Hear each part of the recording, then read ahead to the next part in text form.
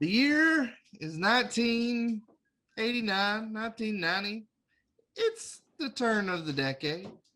It's Friday night. You're not out doing something fun. You're at home tuning in to ABC's TGIF lineup to watch some of the greatest sitcoms to ever hit the airwaves, all in a 3 hour block every Friday night. And this week, we're tackling two of those shows to determine which one really was the heavy hitter of that lineup of sitcoms in the early 90s, late 80s, early 90s. Which one will it be? Find out right now on episode 45 of Convince Me.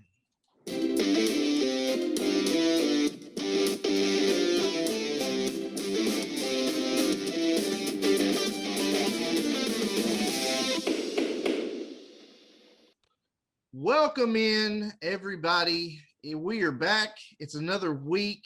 Hello, Facebook. We're back. It's been a couple weeks.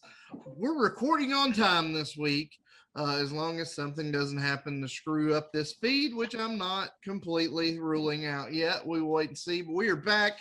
Another episode of Convince Me. I am Andy Rutherford, joined as always by Mr. Brian Bennett, Mr. Casey Allrod. Gentlemen, how goes it? I'm very disappointed right now. Very disappointed. I thought we were going to be singing these intros to these songs, and I was ready to hit the microphone here. I was ready to get down, but I'm disappointed. But I guess our viewers will not be disappointed because that would have been bad. Well, I hope they're not disappointed. Yeah, we got a really good show lined up tonight. They're going to get a treat tonight. It's a good one. Could be an all-time great episode. It could be one of your favorite episodes. Could be. We'll see. You might want to stick through the whole thing because singing of theme songs might happen. Not going to know unless you stick it out and find out.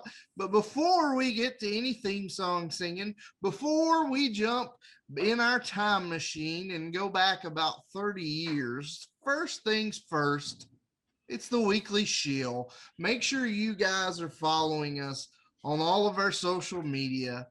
We can be found, probably our most active site is over on Facebook, facebook.com/Convince Me Show. Most, I'm not going to say all anymore, but most weeks you can find a day early on Tuesday night, you can find a video preview of every week's show right over there on that Facebook page, facebook.com/Convince Me Show. You should also follow us on Twitter at Convince Me Show. Occasionally we let you guys pick the show topics, and when we do, those polls can be found over on our Twitter at Convince Me Show. If you're going to follow us on Facebook, you're going to follow us on Twitter, you might as well hop on over to the gram and follow us on Instagram. We can be found there as well. Convince Me Show. Maybe there's nothing special there. There's no video previews. There's no polls. But if you're going to follow us in the other places, you might as well follow us there as well. Instagram, Convince Me Show. And then, of course, every week, every single episode in the video format in its entirety can be found on our YouTube page, tinyurl.com/Convince Me Show. Again, every week, every show in its entirety in video format can be found over on that YouTube. And then, of course, the show drops. We are a podcast, so the podcast drops every Wednesday, most weeks. Didn't last week, but most weeks it'll drop on Wednesday, wherever you listen to your favorite podcast. We're on Stitcher, we're on Apple Pods, we're on Google Pods. If we're not where you usually listen to us, we're on Spotify. Throw the other big one out there. If you listen to your favorite podcast somewhere else and we're not there, let us know. We'll do what we can to make it where you can find us there as well. But now let's hop into that time machine, and we're going back.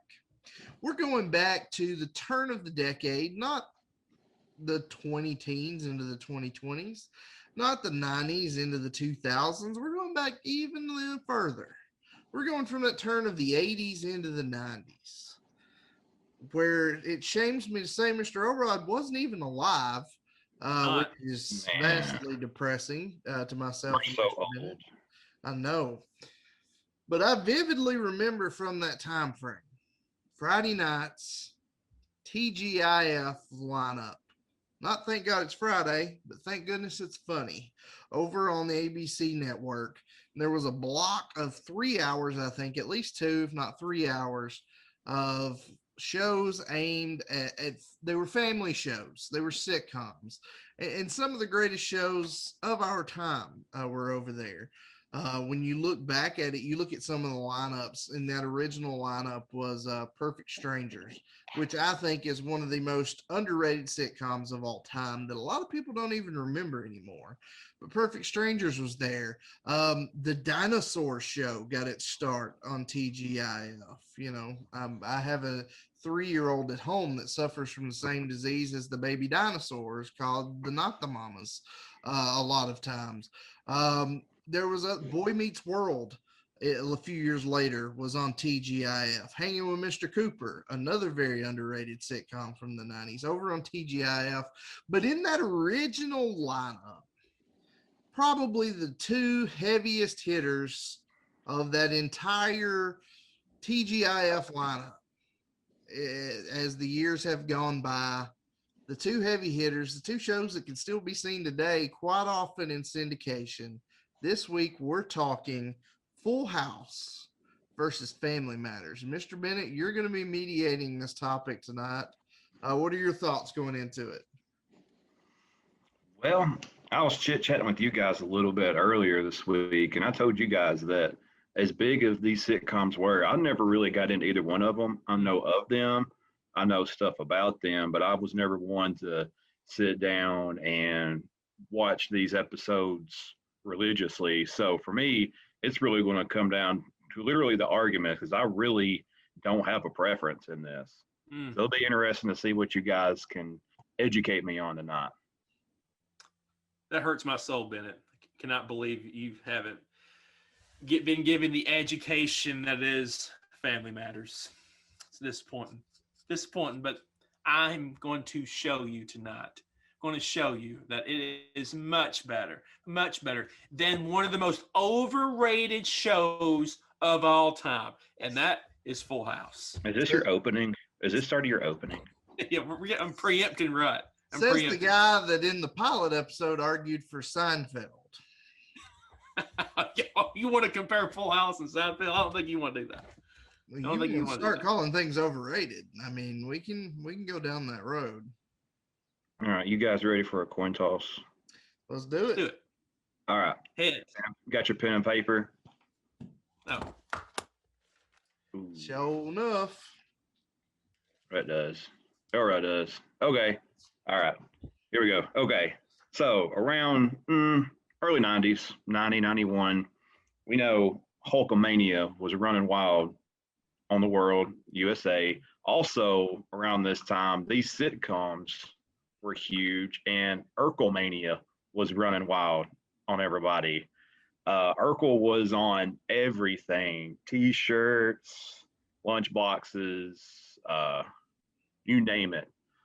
Even some really random stuff, like he had his own cereal called Urkel O's. Mm-hmm.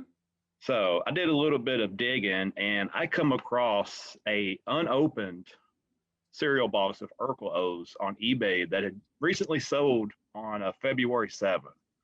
Now, what I want to know from you guys is closest to the winning bid for this unopened box of Urkel O's, not counting shipping. Okay. Closest without going over?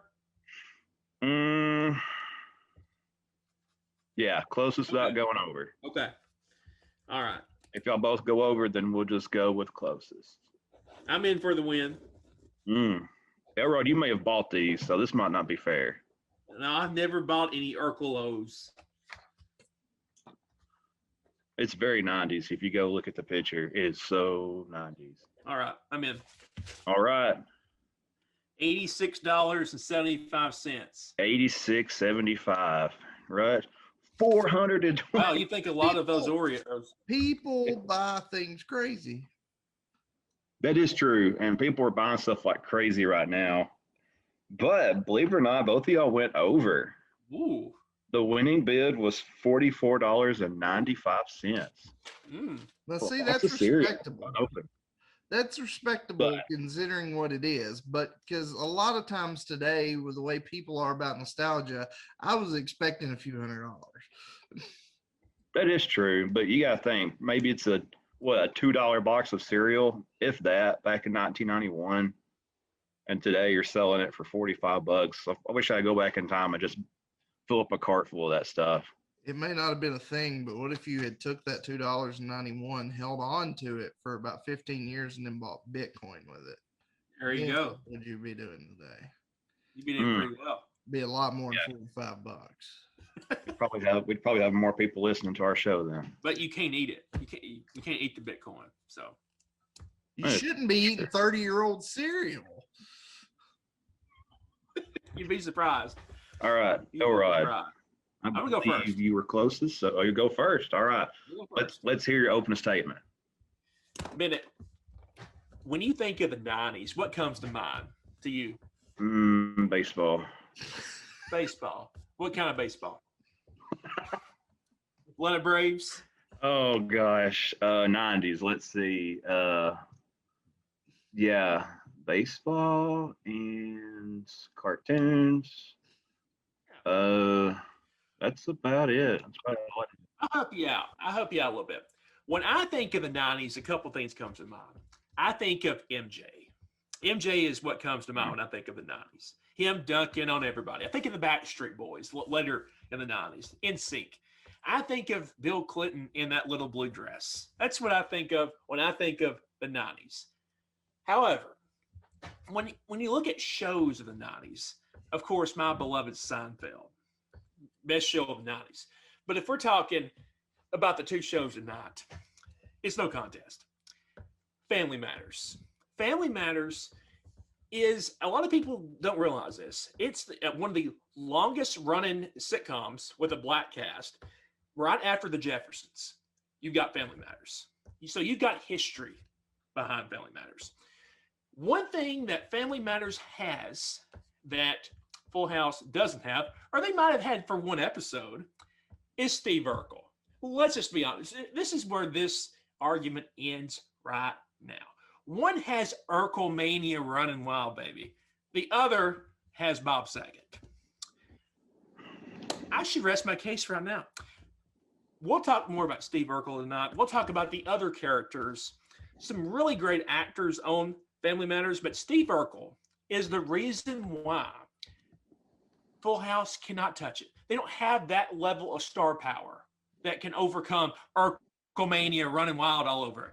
So I'm looking forward to this tonight, and I want to show you why Full House is truly overrated. And I don't know what this crap Netflix has put on as far as their new Full House, but that is total crap. Okay, total crap. But it should have ended a long time ago. I want to change my answer.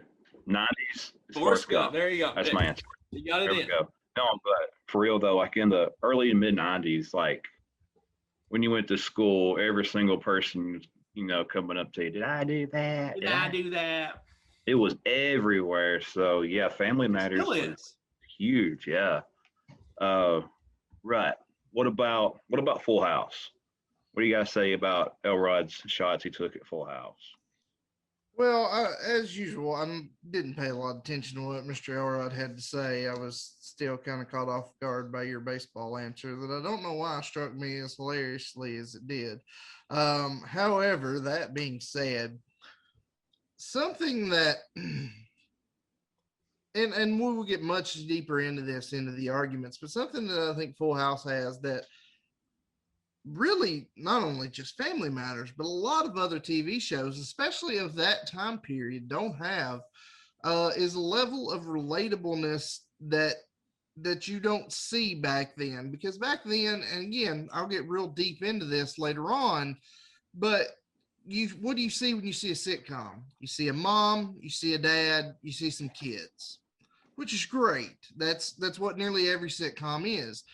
Full House didn't have that. Full House had the unconventional, where there is no mother in the picture because she passed away before the show started. That's the whole premise of the show, was that she had passed away, and Bob Saget's character, Danny Tanner, had brought in his childhood best friend and his brother-in-law in to help him raise his kids. So you've got this weird family dynamic in the home that I think really appealed to a lot of people that didn't have that normal one dad, one mom, and kids living at home. There were kids that grew up with single parents. There were kids that had weird living situations.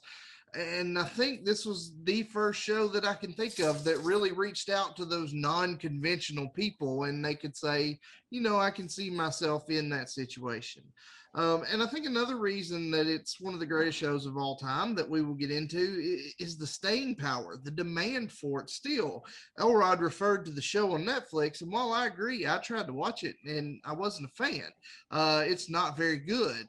The fact is, when that came out, it almost broke Netflix. Everybody was running over to watch it because there was still nearly, well, at the time, 25 years later, such a demand for Full House. People want to see it. There was rumors for years about a movie, and people were just so amped for that. It never happened, obviously. Look at how big in the later 90s Mary Kate and Ashley Olsen were.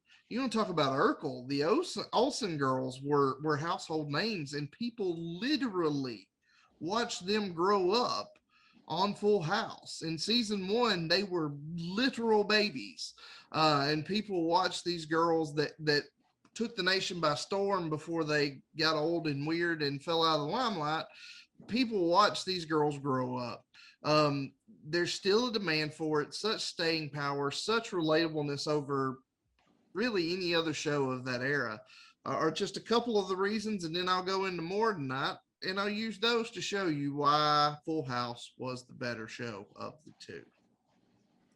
You made a good point about how unconventional the family was when you look back at it, because you did just have, for the most part, you had the dad, and maybe you had the mom that stayed home, the dad that worked, and usually there was 2 or 3 kids. And they really stepped out of that. And I'm like you, I can't really think of anything before that really showed that on television, really. So that's a good point. I didn't even think about that. So yeah, so good open statements. Good job, Rod. That's a good opening. Well, thank you. I should have gone to law school. Oh, wait. But either way, all right, guys, for those of you on Facebook, we're glad to be back with you. We're glad we're getting this recorded on time. Unfortunately, if you do want to watch the rest of the show or hear the rest of the show, you're going to have to come back tomorrow to YouTube or where you listen to your favorite podcast, or you can do both. Both is good too. Boost our numbers both places. For those of you watching on YouTube or listening on the podcast, we will be right back. And we are back. Bennett, where are we going first? All right. So kind of like I said a little bit earlier, that I don't know a ton about either one of these shows. It's kind of embarrassing, I guess shame on me for not, but I'm going to start with Elrod. I know Steve Urkel, because unless you've lived under a rock for the last, 30 something years, everybody knows Steve Urkel, but maybe some of the other casts I'm not too familiar with. I'm not too keen on the show so much. So I want you to tell me a little bit about the cast and maybe a little brief summary about what the show's all about. Sure.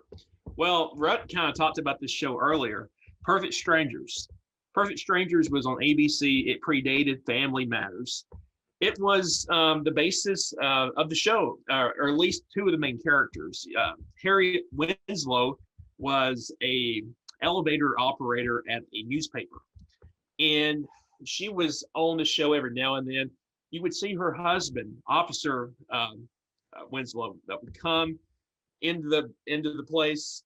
They had a really good back and forth in some episodes. ABC really liked the chemistry between them two, and they really liked Harriet. So they decided to do a spinoff show, and that became Family Matters. It became Harriet's life. That was going to be the basis of this show. It was going to be her husband, and just the interaction between the children. Winslow family, middle class African American family in Chicago. The pilot episode, we meet Carl's wife, Estelle, that would become a staple on the show.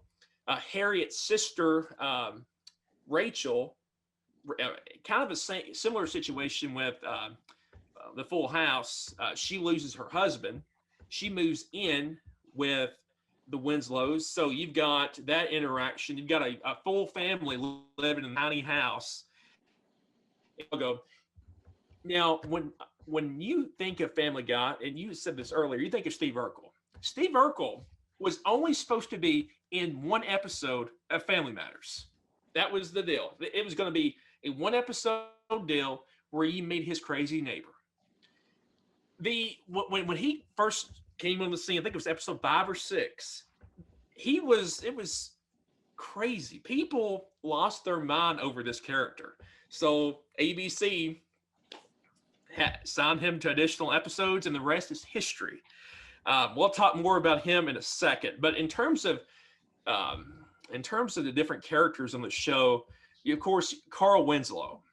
Now, you may or may not know that he's a cop in Chicago. Carl Winslow, Reginald Bell Johnson, was the cop in Die Hard 1 and 2. That's what a lot of people forget, was he basically played the same character in Family Guy that he did in Die Hard, a cop. Van Johnson was in other shows too, Tales from the Crypt. He didn't really he wasn't on the big screen very much outside of Die Hard, but he was any early 2000s show Van Johnson was in. He was in Crossing Jordan, Will and Grace, Diagnosis Murder, one of my favorite shows ever. That's So Raven, The Mock, Bones, and Chuck. Moving on, you got Judy. Judy was a kid, and we'll talk about this later on, about how there's twins, Mary-Kate and Ashley Olsen. In the early 2000s, early 90s, these shows were filmed in California. There is some child labor laws where they can only be filmed so many times a week or so many episodes. So there's a big market to get twins, because you can switch them out in each episode and still film how many episodes you want. So Judy had a twin. There's another kid that had a twin. So I got to talk about Steve Urkel for a minute, and we can spend an entire episode talking about Urkel. He was only supposed to be in one episode, but he became the true front runner. He really replaced Harriet as the focus of the show, and that led later on, when CBS acquired the show, to some controversy, because Harriet hated that she was replaced as the main character of this show. And she signed a half-season contract in the last season of Family Matters, and she left. They had to replace her with another actor to finish off the show. There was always some animosity toward Urkel. Jaleel White, who played Urkel later on in his tenure there in Family Matters, said that he would rather be killed than play him again. He hated the character. The other people in the show hated the character. And it's just, people got sick of Urkel after a while, even Urkel. So that is pretty much my head to toe evaluation of all the characters. It was crazy that it was meant to be a show about Harriet Winslow, but it really morphed into the Steve Urkel show. Yeah, it really did, because Urkel's kind of like that huge underdog story where, like you said, supposed to have been for one episode, and then Urkel was like one of the faces of television in the 90s, if you think about it. He was huge. But like you said, with that, when you play such a big role as Steve Urkel, it's hard to shake that character, and have a career outside of being Steve Urkel. So I could definitely see that. Brett, what about what about Full House? What's the premise behind Full House? And I do know the Olsen twins, and I do know Bob Saget. So, what about some of these other people? Yeah, kind of the premise of the show, and I touched on this in the opening statements. Bob Saget's wife, Pam, who was never an actual character, died before the show, before this phase of the show, and he's a single dad. He is, in the first season, a sportscaster for a TV station in San Francisco. In later seasons, he becomes a morning show host. He gets moved from his sports reporter duties. But he's a dad with 3 kids. His wife has just died, and the show is he brings in his wife's youngest brother, Jesse Katsopoulos, played by John Stamos. We talked about celebrity crushes. If we had any females on this show, his name very well may have come up in that show. But John Stamos, Uncle Jesse, and his childhood friend, played by Dave Coulier, which was Uncle Joey, who was a stand-up comedian. So you've got 3 guys, a dad, his brother-in-law, and his best friend raising his 3 girls. And that's really the premise of the show. Of course, the girls, the oldest girl, DJ, is played by Candace Cameron, who is the youngest sister of Kirk Cameron, who a few years ago, before this show started, was probably the biggest name in TV. Then you've got Stephanie, who's the middle child, played by Jodie Sweetin. And then, of course, the baby, at least in the first season. And then, like I said, she was watched growing up. Michelle, played by Mary-Kate and Ashley Olsen. Then you had some other characters come in. You've got Aunt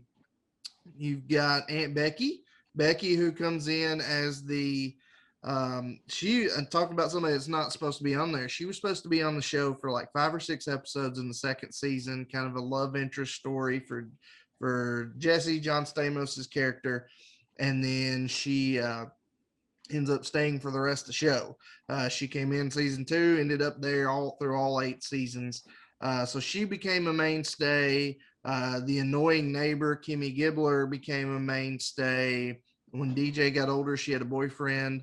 I can't remember the actor's name, but the character name was Steve. He was a mainstay. Of course, Jesse and Rebecca had 2 kids that were also twins, but they both were on the screen. And, kind of saw them a little bit grow up since they weren't born until halfway through the series. They were only there for 3 or 4 seasons, but you saw them grow in that time frame. I'm sure they're doing great now. I'm sure Aunt Becky has paid for them to get into Stanford or somewhere like that, and hopefully not gotten in trouble for it. Yeah, sure. But you've got all these people. At one point, you've got the 3 guys, the 3 kids, the wife, and the other 3 kids. You've got 9 people living under one roof. I talked about unconventional earlier, and I'll talk about it again here in a little bit. But there's a lot of storylines and shenanigans that you can see coming from that, and there was for 8 good seasons. John Stamos. Correct me if I'm wrong, but that guy has not aged in 30 years. He has not. That's crazy. He still has great hair. Me too. Bro, I'm gonna stay with you. When we started out, we didn't really have any kind of music or anything, and then we finally got like our little theme song, and I thought we'd made it big. And when you think back to like late '80s, early '90s, like there were so many like iconic theme songs that really kind of make or break the show. So tell me a little bit about the theme song for Full House. Like you mentioned, this was really the golden age of theme songs for TV shows. They all kind of had that, I guess you would refer to as kind of a jingle theme song that you can remember 30 years later. Pretty much all of these shows in this ABC TGIF block had those theme songs. And these 2 shows, both Full House and Family Matters, are no different. The Full House theme song Um, I'm not going to sing it unless Elrod promises to sing his. I will sacrifice my dignity for him to give up his. No, But I don't think he's going to do that. no deal. No, that didn't figure. Um, but when you look at the lyrics of that song, it's not about the show. It's just a random song, but it fits the show. You know, I talked about that unconventionalness. Um, and the lyrics to the theme song or whatever happened to predictability, the milkman, the paper boy, evening TV, you miss your old familiar friends, but waiting just around the bend. Everywhere you look, there's a heart, a hand to hold on to. This is not conventional. You don't have your familiarity of the mom in the picture. You've got, you know, you're living with your dad and two uncles. One is actually an uncle, one is just your dad's buddy. That could be considered kind of weird, a strange situation. But these guys really helped raise these kids. And I think the theme song fits.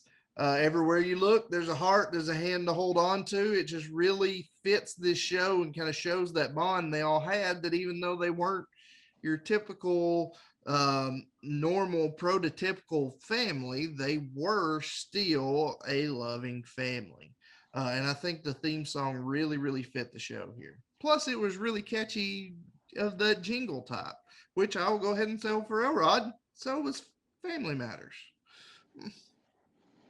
All right, for 1 point, all right, will you sing theme song?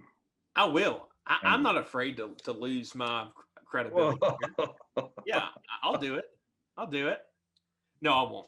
no, tell me You know, about theme song. Rhett said he said that these songs sound similar, and they should, because the same guy sings both of them. Jesse Frederick sings the. He also sung "Perfect Strangers" intro as well. He sung the intro for all three.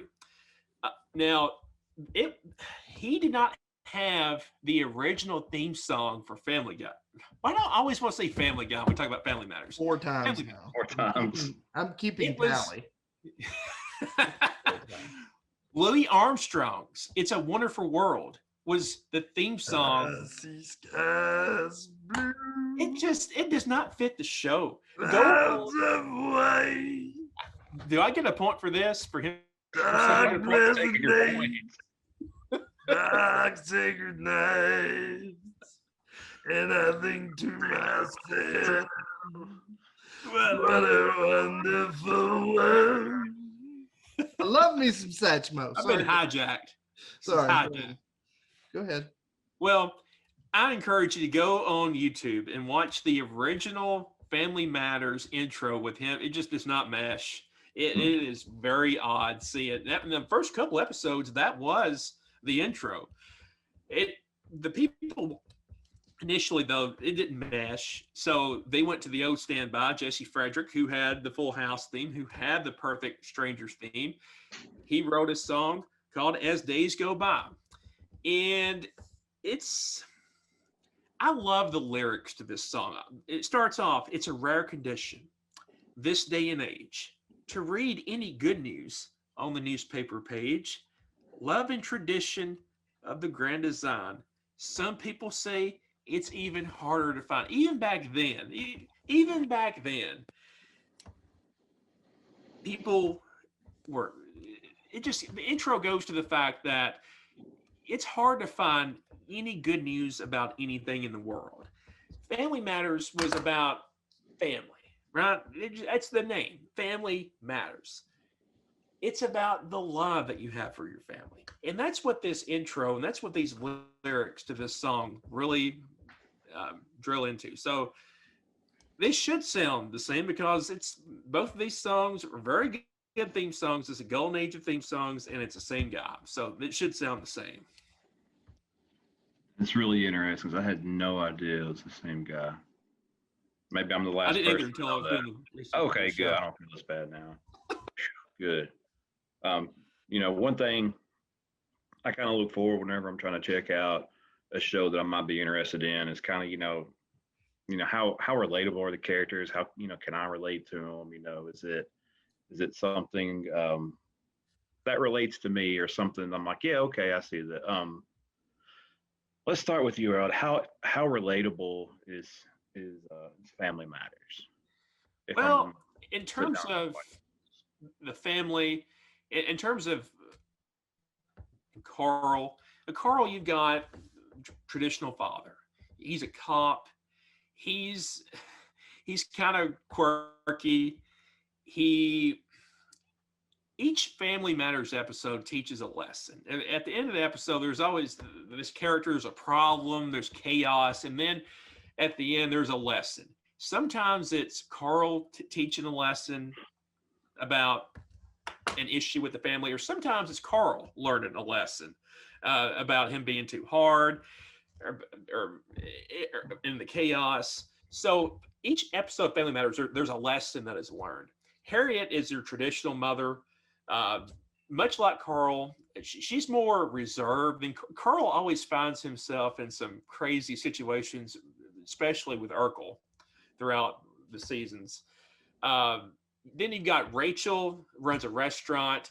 The kids on Family Matters, Eddie, Laura, Rutscroft, Judy. If I'm going to concede any point to Rut, outside of Urkel and outside of Eddie, maybe Eddie, I just the Family Matters kids, I don't find a whole lot of connection with them. Just because some of the later seasons are so Urkel heavy, they don't flesh out the characters like you do on Full House, just because it just becomes so Urkel centric. So if Full House is about the untraditional family, Family Matters is the quintessential traditional family dynamic, and with a little bit of the caveat of you got the grandmother living with the family, and you've got the sister living. So you've got probably 9 or 10 people living in under one roof when there's probably 2,500 square foot in this house. So it's about the extended family. If Full House is about the unconventional family. Okay. All right. Um, right. What about Full House? Is that true? They're more the unconventional as opposed to the traditional family. No, absolutely, and that's why I see it as probably more relatable, because sure, not everybody lives with their dad and their uncle and his best friend, but there are a lot of folks that don't live in that, didn't grow up in that household of one mom, one dad, you and your siblings. So there's a lot to relate to there, and because of that dynamic, they were able to touch on issues that you don't see in other shows because they don't present himself, like the issues of the dad dating. He has several girlfriends throughout the history of the show, and there's that dynamic and the struggles of him having kids and dating and getting the kids to accept the women, getting the women to accept that he has kids, and lives with 2 other guys that do the same. You've got Uncle Jesse, who was kind of the John Stamos's character was kind of the ladies' man before he settled down, and you've got that dynamic of, you're ladies' man, you're trying to woo these women and date all these women, but you live in a house with kids. They're not yours, but you're helping raise them. That's a relatable issue to a lot of people. Probably that this show had a chance to attack that others didn't. Now they still had things that other shows did have, that made them relatable. Of course, like I said, we saw Michelle grow up before our eyes with Mary Kate and Ashley Olsen, and because of that, they were 2 of the biggest names in the world in the mid '90s. You never would have predicted that their younger sister would be a bigger star than them 25 years later. She has become it, but at the time, you would have never seen that happen. You got the issues of DJ and Stephanie both trying to, as they get older and get in high school, trying to fit in. Stephanie's trying cigarettes because that's what the cool kids do.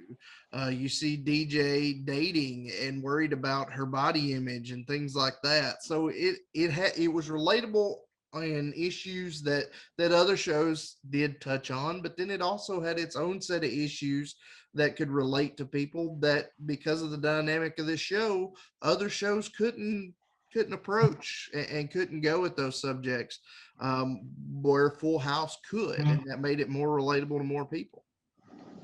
Raise your hand if you didn't know that Elizabeth Olsen was a sister to Mary Kate and Ashley until this week. This guy did not know. And Wow. no, I, She looks just like him, I know that's what's crazy. and It's her like, last name is Olsen. I know, makes no sense.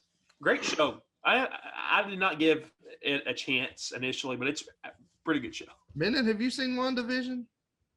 I've not seen WandaVision. If you watch it, I haven't. If that's a shocker to anybody out there, I have not seen WandaVision. to you and to anybody that watches it, tough it out. Because the first 2 or 3 episodes, you're going to be sitting there thinking, what am I watching? Why am I watching this? This is the strangest thing I've ever seen. But in the end, it all makes sense. It is really, really good TV. It's fascinating. Sidebar. Not as good as The Mandalorian, but it's close. I have not seen that either. Both good reasons that I'm glad we have Disney Plus in this household. I got it to appease my daughter, and now I watch it more than she does. So are we saying right now, next episode of Convince Me's Mandalorian versus WandaVision? Ooh. That's a potential topic down the line. Yeah. We do have the WandaVision finale this week. Let's see how that goes. I got a lot of watching to do then. All right, moving on. Back in the 90s, if it, you've got the theme songs that were a huge hit. You had to have a really nice theme song, that little jingle. Another thing you really needed to have was the cameo appearances. I can't think of another time in TV history where they were so big to have, the cameo appearances. I don't know why. And let's start with you. Let's run down the list real quick of some of the people that have made an appearance on Full House. Well, eight seasons of one of the most popular shows ever. You are going to have your list of cameos. And one of those, I'll go ahead and get it out of the way, was Steve Urkel. He was the biggest, one of the biggest names in the world at the time. Urkel appeared on Family Matters. He helped Stephanie realize it was okay for her to wear glasses because she didn't want to wear glasses because those weren't cool. But Steve Urkel, yeah, he did that. But Urkel was on there. When you want to get into more longer lasting names that appeared on the show, Kareem Abdul-Jabbar made a cameo appearance on Full House. Vanna White, you got to remember how big of a star she was. She's still a big star, but she was really a star then as things were taking off. Mickey Rooney appeared on the show. Candace Cameron's older brother, Kirk Cameron, was on the show. And like I said, just a few years before, he was the biggest star in the world, one of. Speaking of big stars of that time frame, Scott Baio actually had a character on Full House.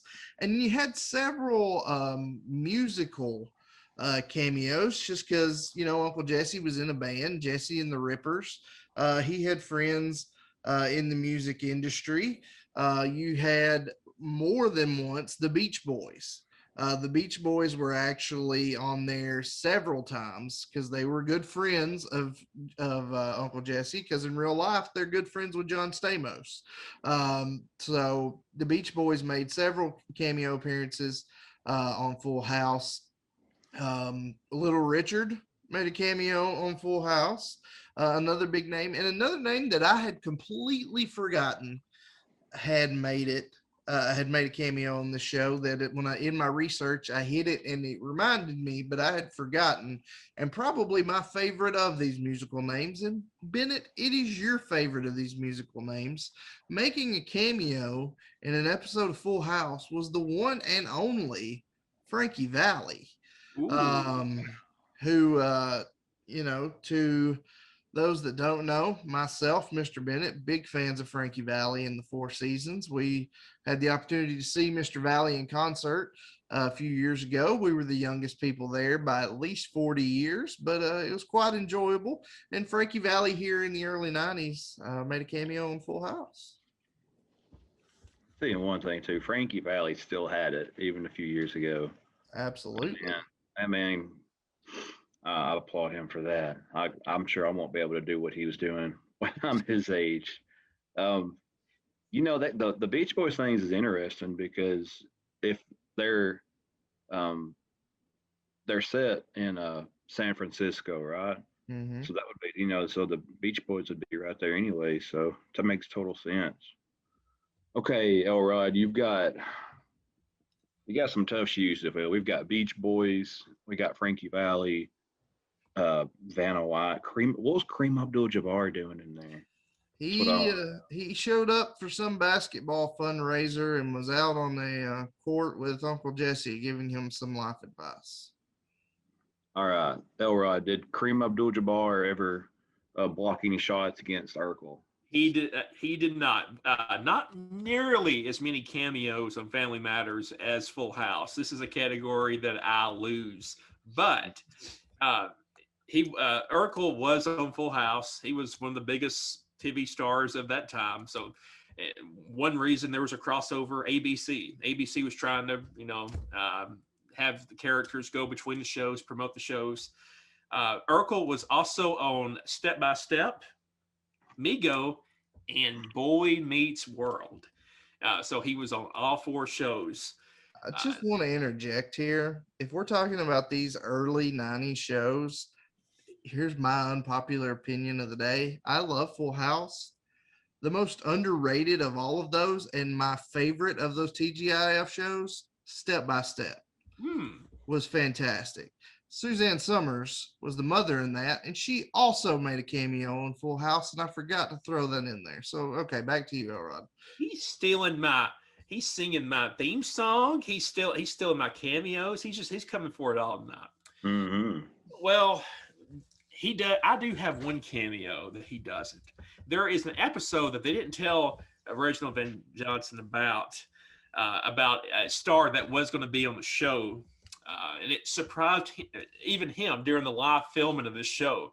And he broke the fourth wall because he was not expecting this person to come on the set. It was Uncle Phil from The Fresh Prince of Bel-Air. Walked in the room. You ought to watch it on YouTube, and it just surprises him. He wasn't expecting it, and it was quite great. But Family Matters did not have nearly the cameos that Full House did.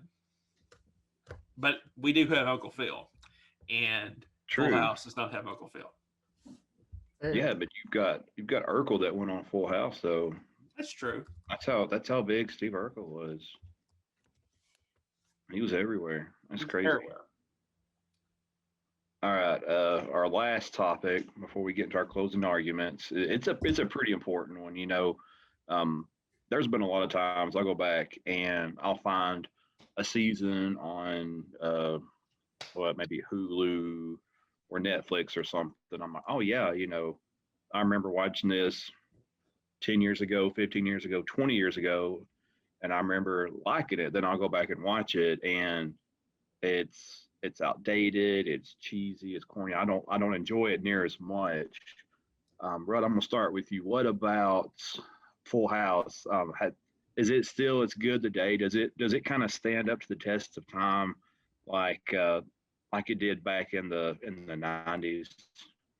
It Does that does. translate into today? It does. And when you think about it, there are so many people familiar with this show that love this show, that watch this show, that has not been on the air since 1995. Full House was canceled in 1995. So we're literally talking 25 years ago. However, then it went into syndication and boomed. I remember watching it well after 95, basically on a daily basis when I would get home from school, watching it in syndication. One of the biggest ratings that Nick at Night ever had was when they got Full House. People went back and started watching Full House and really watching it again. Like I mentioned earlier, John Stamos for years tried to head up a movie based on the show, and there was a ton of interest in it. The only reason it didn't happen was because most of the cast didn't want to go back to that. And had it not been for that, he didn't want to do it with people that weren't those actors. He wanted those people, to the point that just 5 years ago, 1990 or 2016, John Stamos, as executive producer, launches Fuller House on Netflix. That he has a few cameos in, but it really centers on DJ and Stephanie coming back, and it exploded. People absolutely, for at least the first season, before they saw how bad it was, flooded to Netflix to check this show because there was still such demand that people wanted to see Full House, even in 2016, very badly. Now, it still did decent numbers because people were going to keep watching it regardless. There may be folks out there that love Fuller House on Netflix. I was not a fan. Because don't get me wrong, I grew up with DJ and Stephanie, but if you're going to have that show, I want on a consistent basis my Danny Tanner, my Uncle Jesse, and my Uncle Joey. And just sporadic appearances didn't do it for me. But maybe there are a lot of people out there that did like the show that just it ended last year. And people were still watching it. It's still on syndication today. You can still watch it. It's on basically every day on some channel as I'm flipping through the channels. So there's still a demand for it today because it still tackles those issues that a lot of shows can't, because they don't have the dynamic that's set up for it. And I think because of that, it really has stood the test of time because there's still a demand for it today, some 30 plus years after it originally aired. You talked about Danny Tanner, right? Is there a bigger heel turn in the history of any entertainment other than maybe Hogan's leg drop? Then you got Danny Tanner. You've got the guy on America's Funniest Home Videos. But then you see Bob Saget stand up and your mouth goes to the floor. How can this guy be Danny Tanner and the guy from America's Funniest Home Videos? It is unbelievable, his stand-up, how filthy and terrible it is. To be fair, he was filthy before Full House started, and there were actually complaints during the filming of this show because apparently he didn't watch his mouth around the kids when they were on set.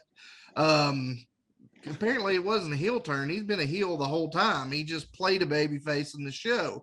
He's a good baby face. Which I think goes to show just how good of an actor he was in this show, because the fact that when more people see it in today's day and age and see his stand up and how he really is, it's one of the most shocking things out there, because you know Bob Saget as Danny Tanner, the neat freak, the clean freak, as the host of America's Funniest Home Videos, and then you see this and you see who he really is, and it's by the way, he is the best host ever of America's Funniest Home Videos. I don't think that can be denied.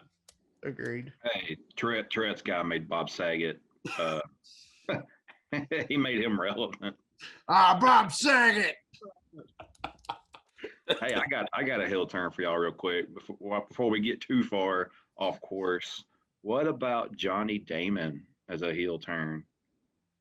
Yeah. With the Red Sox, and he had the beard and the hair, and he's like, "I'll never change for baseball."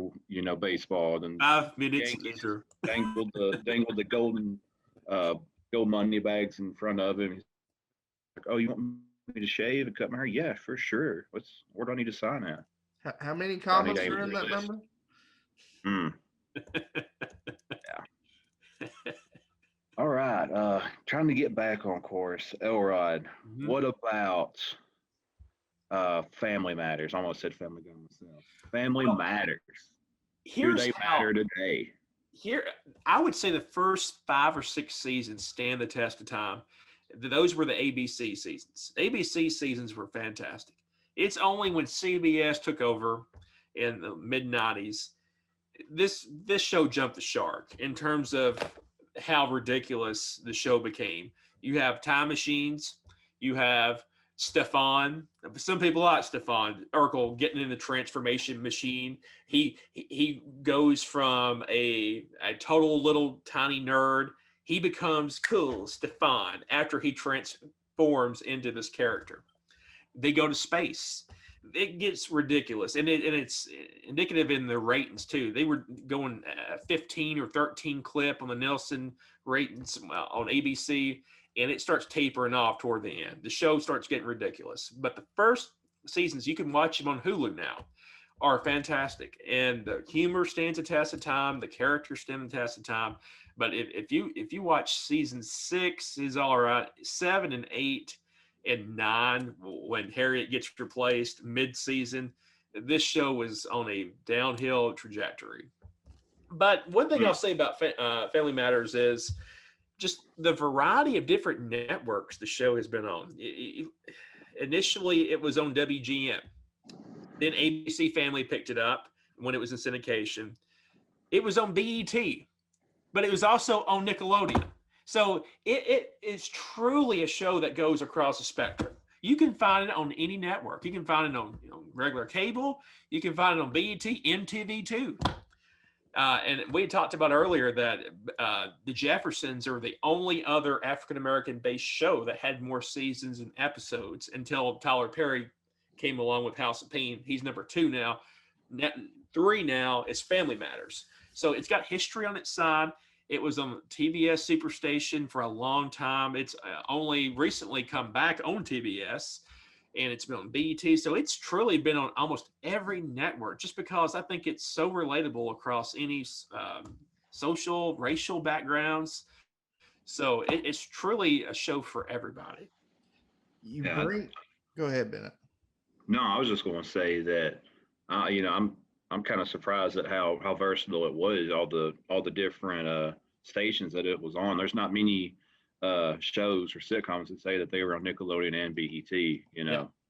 Among the other stations as well. Yeah. You bring up, this is off topic, but you bring up the Jeffersons, and we go back to theme songs earlier. The Jeffersons, great theme song or greatest theme song? I don't know. Fish Green don't Acres fry is in the good. kitchen. Beans It's don't tough to burn beat. on the grill. Green Acres was pretty good.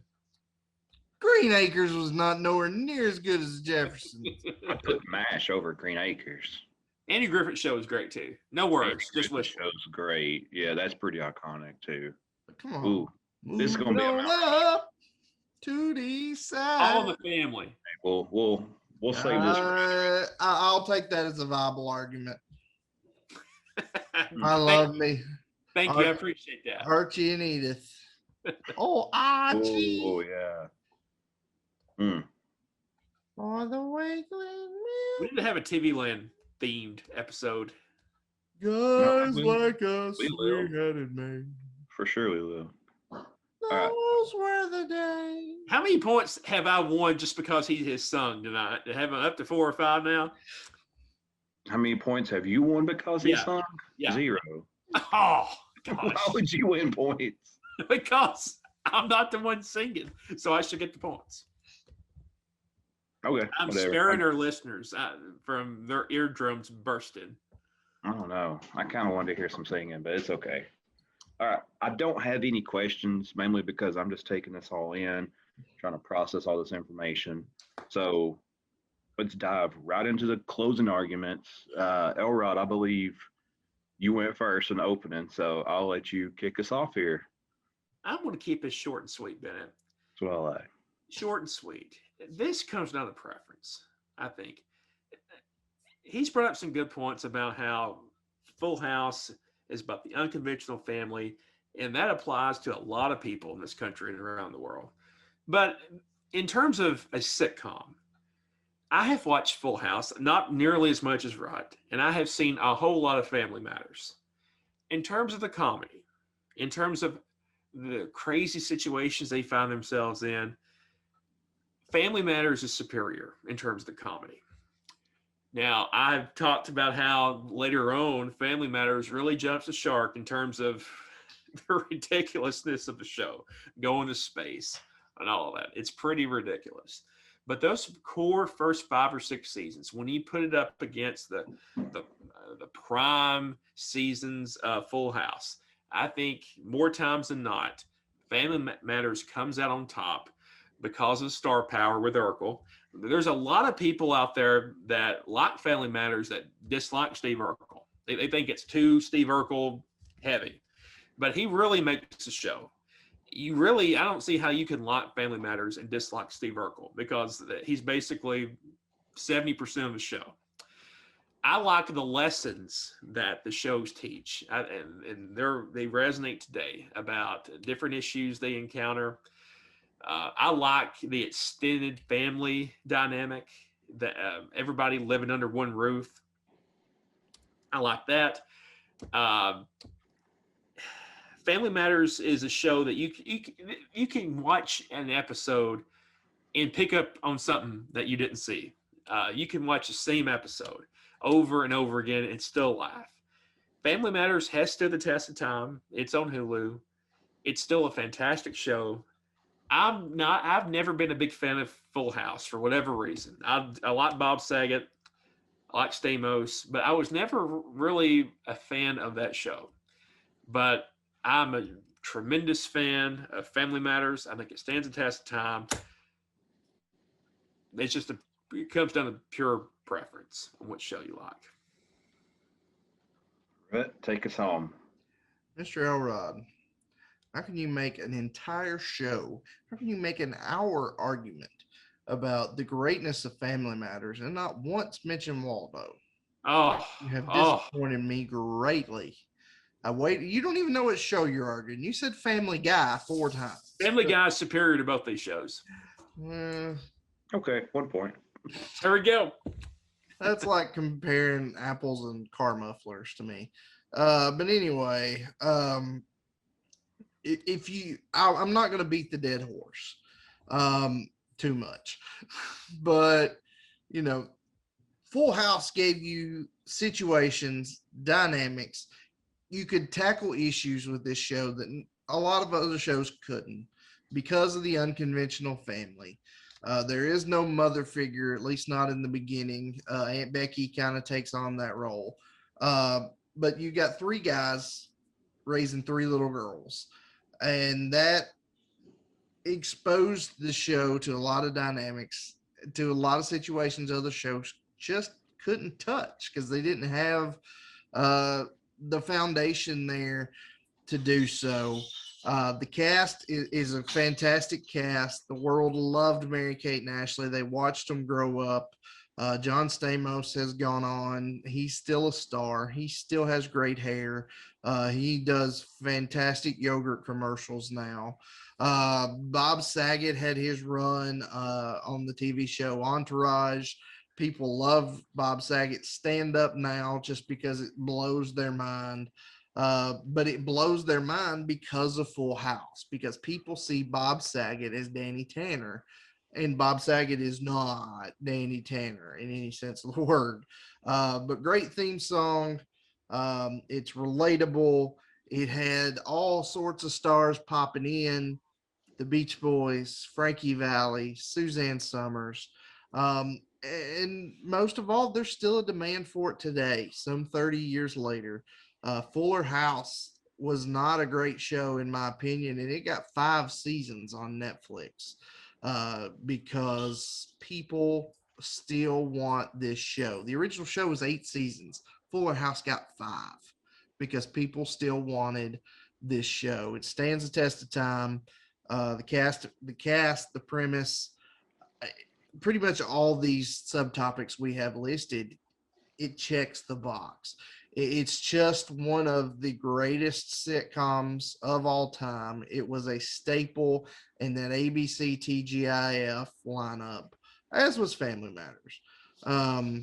But I think when we boil it down and you have to make a decision, which is the premise of this show, I think you've got to go Full House. All right. I want to start saying I think that, both of these sitcoms were in the golden age of sitcoms. And both of these are very, very deserving. That's why we're arguing these. So, it makes it tough to try to separate these two and give a clear cut winner. For Family Matters, I like as well that it teaches the lessons. I like that, and the extended family living under one roof. I like that concept as well. I really applaud the success that they had. He said it was 9 seasons, which is that's really impressive, and the run that I had, and it was what is it, second or third now, and Third. third, and it was second, so that just goes to show how successful it was and that people did like the show. I feel that just from what I've heard, maybe after their prime, those last couple of seasons, maybe they clinged on too long and maybe should have went out earlier. And maybe for me, I don't know, maybe I need to watch it more, but I feel like instead of it being Family Matters, it's more Urkel Matters, Yeah. and everybody else just falls in. I don't know. That's just my take on it. For Full House, I like the unconventionalness. Is that a word? Unconventionalness. It is now. Perfect.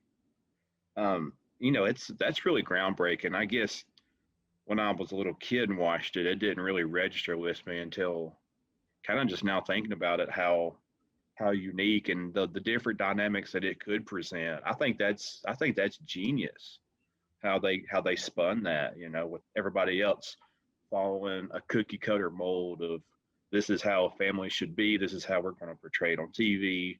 And they kind of went different routes. So kudos to that. I was really surprised about Fuller House getting 5 seasons. And it just goes to show, the nostalgic factor that everybody had for Full House, that and it could be, a big cat turd, and they still got 5 seasons out of it just because people are going to watch it. It doesn't matter. It could be good or bad. People are going to watch it. And to kind of, since they're unconventional, I'm going to be a little bit unconventional in my judging. And since Tourette's guy yelled Bob Saget and didn't yell Steve Urkel, it's good enough for Tourette's guy. So how can I go against Tourette's guy? This is close. Ooh, me. But tonight, I'm going to give my winner to Rut. I'm going to say, you got it, dude. Jaleel White. Yeah, it just doesn't have the same ring as Bob Saget. Well, I think that is a fantastic call, and I've got to know, Bennett, if it had not been for the Frankie Valley point, would you have still come to this decision? Well, I do have a +1 for the Frankie Valley there. If you can see a +1. Frankie Valley sucks. Oh my God. Well, or I just lost any other show for the rest of the time. Now, I did have this ranked number 1, Full House, number 2, Family Matters, number 3, Fuller House. But after that comment, I may have to bump up Fuller House to number 2. Where's Family Guy in that ranking? Is it up there too? For me, of these, probably number 1 because I've seen every Family Guy, so I'm more familiar with it, I guess. It's no King of the Hill, but Fair enough. What's crazy is I love both these shows. Full House, I really love. Big fan of Family Matters. But like I said earlier, of all those, Step by Step was probably my favorite. And if we're going to group Perfect Strangers in here, I might put it above them too. Just because Balky was one of my favorite characters ever on any show. I've never seen one episode of Perfect Strangers. Me either. What? Or Step by Step. What? I think I have. Yeah, I think I Never have. have I ever. Step by Step theme song also done by the same guy. Yeah, I talked about it earlier. I think Full House has a more iconic theme song. Just me. Yeah, it probably does. It's a love. What was that? That's all you're gonna get. I broke out my Satchmo impression. Come on, you can do your That's all you're gonna get. All you're gonna get. Well, And we spoil these listeners with this gold that we give them every week. well, it's a good day. I win. What a wonderful world. And with that, guys, we have an announcement to make. We aren't going to jump the shark. And since this was just chocked full of goodness of me singing Satchmo, just a programming note for you guys. We're taking off next week. Two of us have scheduling conflicts that we're not going to be able to work around, but that's fine because what's taking off next week, as long as nothing else comes up and delays us, which at the rate we're going, it's a big possibility. But our 50th episode will also fall on our 1 year anniversary. So we've got to come up with something big for that show. But guys, we've been doing this almost a year. We're marching to number 50. We're marching to a year. We've had fun on this ride. We've said it before. This show started out of boredom and quarantine, but you guys have come along and guided us through. And we're about to hit our first big milestone. Hopefully not the only one we hit, but we're about to hit one. So we thank you guys for that. But yeah, just a heads up, there will be no show next week. Nothing came up and delayed us. We're calling it ahead of time. No show next week, but we will be back in 2 weeks with episode 46. And episode 46 will be determined at a later date, but I'm sure it will be, I hope it will be something that you want to hear. Mr. Bennett, Mr. Elrod, any parting words? Did I do that? Did I lose again? I think I did. Yeah, but it was a good battle, and you lost so well that we're going to pull a little Braun and take off because we don't have to be on the air every week. That's right. There we go. All right, guys. Well, with that, we are going to cut it out. All right. We will see you guys in 2 weeks. Thanks for joining us. We'll see you then. And until then, peace.